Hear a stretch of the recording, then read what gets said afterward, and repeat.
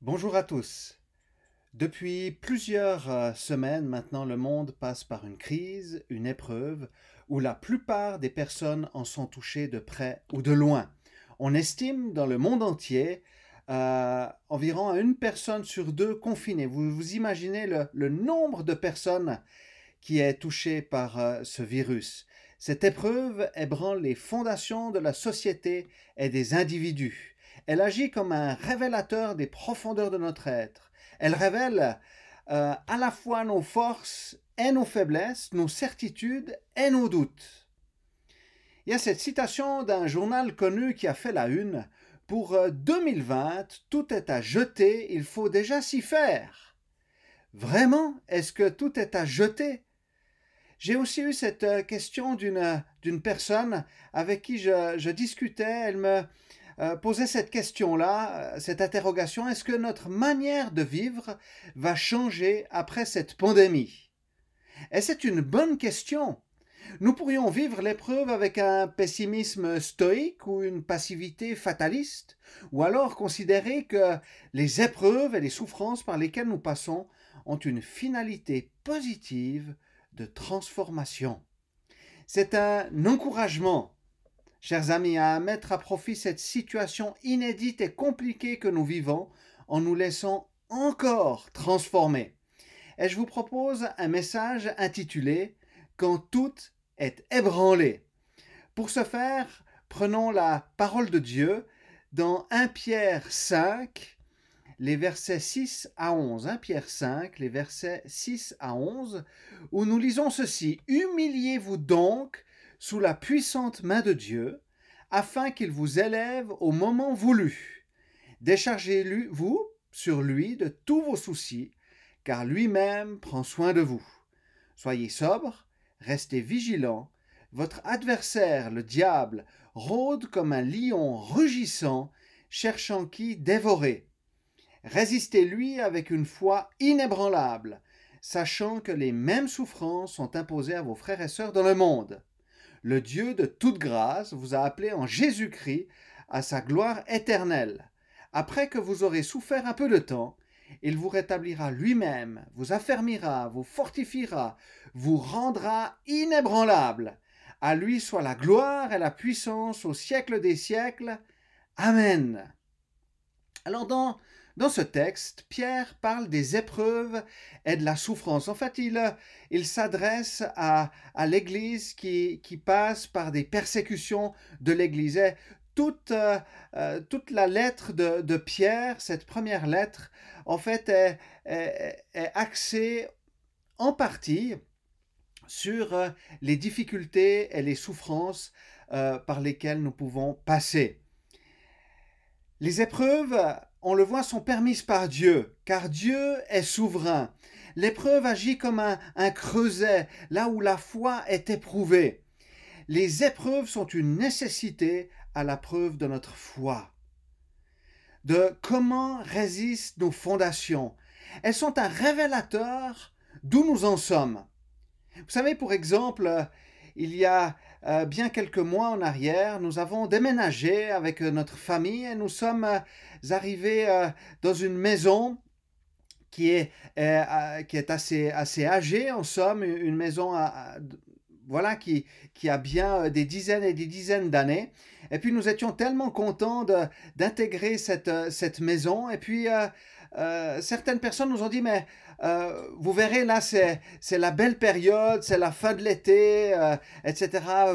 C'est vraiment chouette, mais vous verrez quand l'hiver va venir, c'est là où vous allez voir si cette maison tient le coup. Et c'est vrai que nous avons vu lorsque l'hiver a commencé à arriver, lorsque le froid était là, lorsqu'il y a eu quelques tempêtes, bourrasques de vent, nous avons vu là où il y avait des fissures dans la maison, là où il a fallu colmater parfois, changer les joints. Et nous voyons vraiment comment résistent les fondations lorsqu'il y a des tempêtes et lorsqu'il y a de la difficulté. Pierre parle que les épreuves, c'est une participation aussi aux souffrances de Christ. J'avais envie de paraphraser Éphésiens 4, 12 à 13, d'Eugene Peterson de la version anglaise de Message, et puis qui dit ceci: « Mes amis, lorsque tout va mal pour vous, n'imaginez surtout pas que Dieu oublie de faire son travail. Au contraire, soyez heureux d'être au cœur même de ce que Christ a vécu.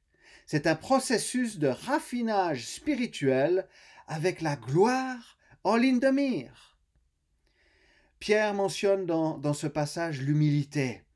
Il parle un verset avant, les versets que j'ai lus, se revêtir d'humilité envers ses frères et sœurs.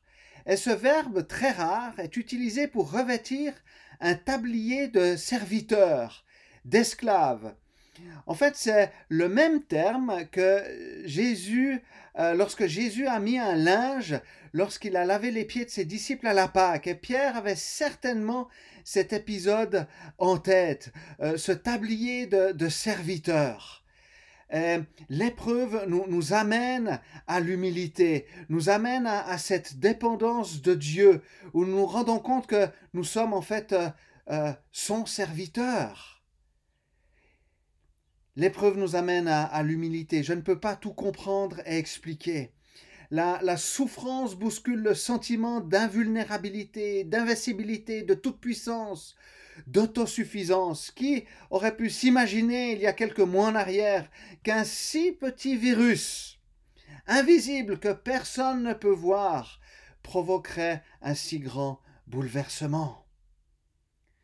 L'humilité amène à considérer chacun à sa place. D'un côté, Dieu comme créateur, et de l'autre, l'homme comme créature. L'orgueil se lève contre, alors que l'humilité s'abaisse sous.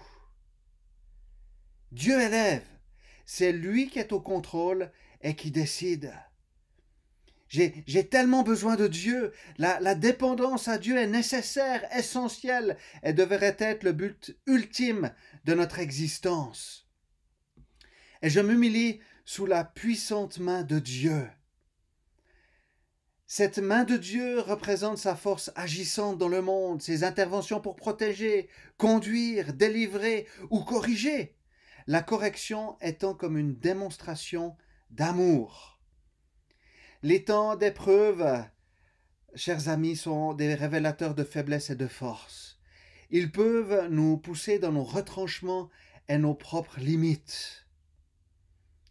1 Pierre 4,12 dit ceci: « Mes bien-aimés, ne soyez pas surpris de la fournaise qui sévit parmi vous pour vous éprouver, comme s'il vous arrivait quelque chose d'étrange. » Les épreuves permettent de comprendre la volonté de Dieu pour notre vie. Elles nous montrent là où le Seigneur doit encore agir dans notre existence. Et il y a cette opportunité de mettre sa foi en action. Vous vous souvenez certainement de la vie de Job qui a été fortement éprouvé.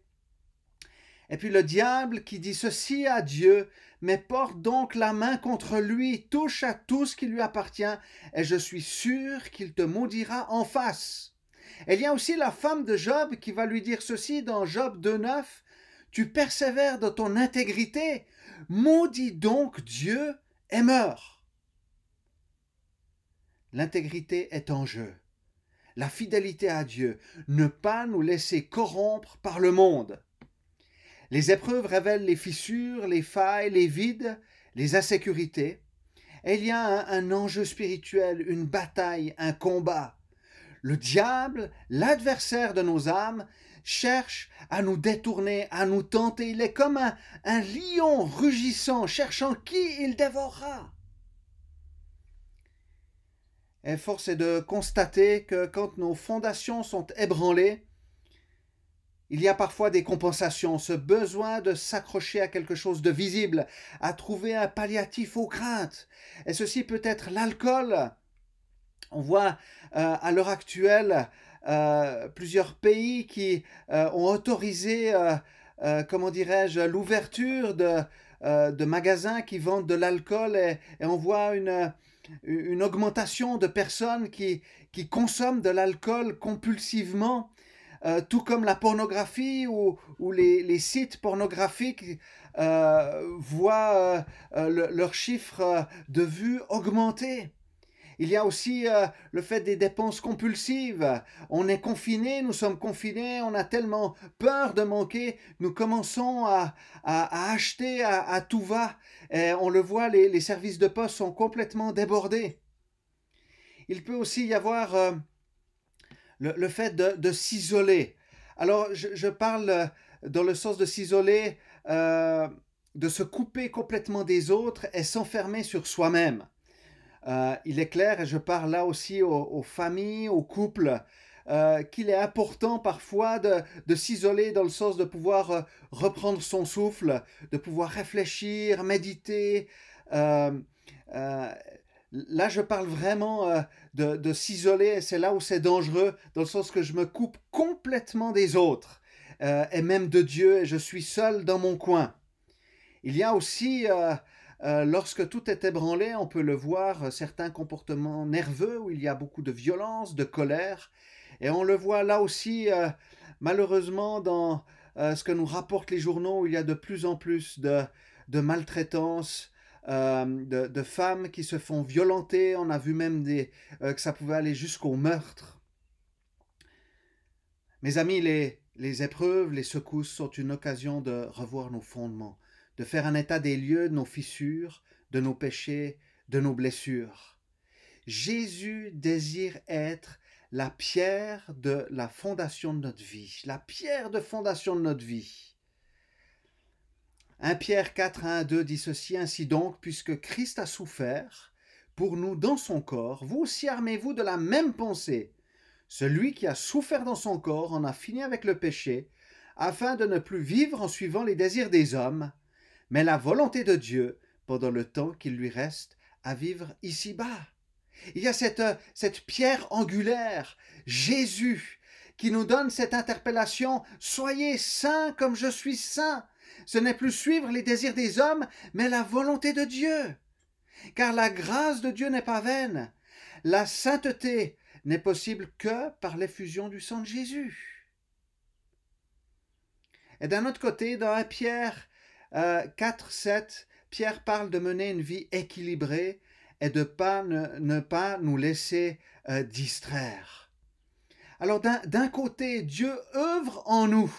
C'est lui qui nous sanctifie grâce à l'œuvre de Jésus par la puissance du Saint-Esprit. Et de l'autre, notre responsabilité est de marcher dans ce qu'il nous demande, en adéquation avec la parole de Dieu. Pierre va nous donner quelques instructions.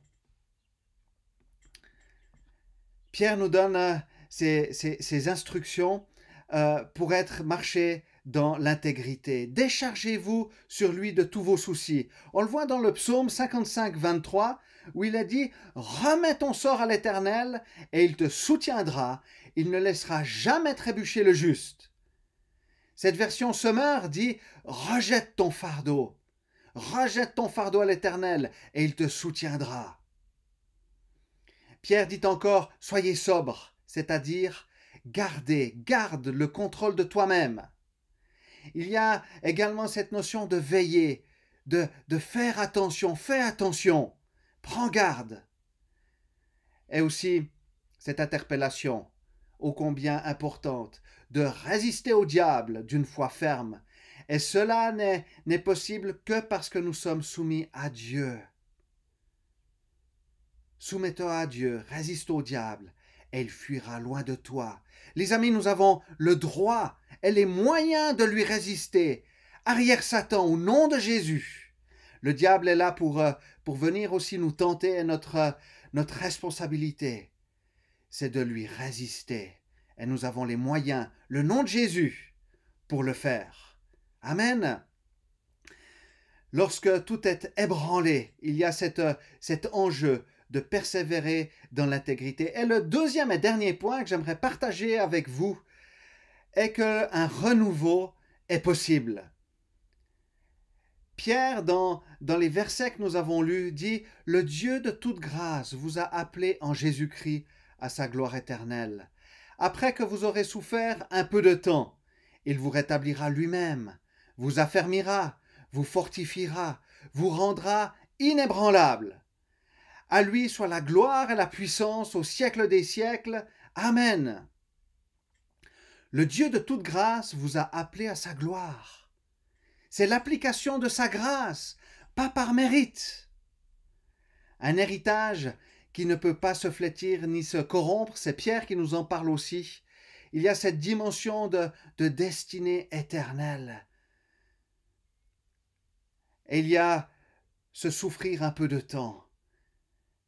Paul en a parlé dans les Romains 8, le verset 18, où Paul a dit ceci: « J'estime que les souffrances du moment présent ne sont pas dignes d'être comparées à la gloire qui va être révélée pour nous. » Il y a une intention de Dieu, un plan de Dieu pour nous qui va plus loin que cette terre et qui implique l'éternité. Et quand je suis ébranlé dans mon être par les difficultés, par la souffrance que je vis, combien il est important de m'accrocher à cette espérance, à cette ancre qui est cette espérance qui va au-delà du voile, qui est ancrée en Dieu, que même si je meurs, alors on dit toujours le plus tard possible, mais je sais que même si je devais partir aujourd'hui, eh bien le plan de Dieu pour moi s'inscrit dans l'éternité. Le plan de Dieu pour toi s'inscrit dans l'éternité. Lorsque nous appartenons au Seigneur Jésus, que nous reconnaissons son œuvre, que nous le faisons maître de notre vie, que nous le reconnaissons comme le Sauveur, sans qui nous ne pouvons rien faire. Alors nous l'avons vu dans l'œuvre de Dieu, il y a une dimension eschatologique de la fin des temps, mais aussi du présent, de ce que le Seigneur veut faire aujourd'hui dans notre vie, dans ta vie. Et dans nos vies éprouvées, conscients de nos failles, il y a une promesse du Seigneur qui est appelée à être aussi une prière, un désir profond de notre cœur qu'il nous renouvelle et nous change dans tous les aspects de notre vie. Il vous rétablira, Dieu vous rétablira, traduit aussi par vous restaurera. Et cela implique un travail en profondeur où les blessures intérieures, les déceptions, les incompréhensions, la lassitude fera place à une guérison des cœurs, un apaisement, un baume. Il vous affermira, traduit aussi par vous stabilisera, vous rendra résolu, déterminé dans ce que le Seigneur a mis sur votre cœur. Il vous fortifiera, c'est-à-dire il vous renforcera. Il vous donnera les forces, le Seigneur étant le seul à pouvoir nous rendre forts par ses ressources inépuisables. C'est lui qui exerce nos mains au combat. Il est dit encore que le Seigneur nous rendra inébranlables, c'est-à-dire qu'il nous donne un fondement, qu'il nous établit. Et tous ces processus de restauration en nous sont l'œuvre de Dieu, de sa puissance, de son esprit qui nous vivifie. Nous avons tellement besoin du Seigneur, tellement besoin de son esprit qui travaille en nous, qui nous change, qui nous transforme, qui nous appelle dans cette dépendance à Dieu, que nous avons besoin de lui en toutes circonstances, que par nos propres forces, nous ne pouvons pas.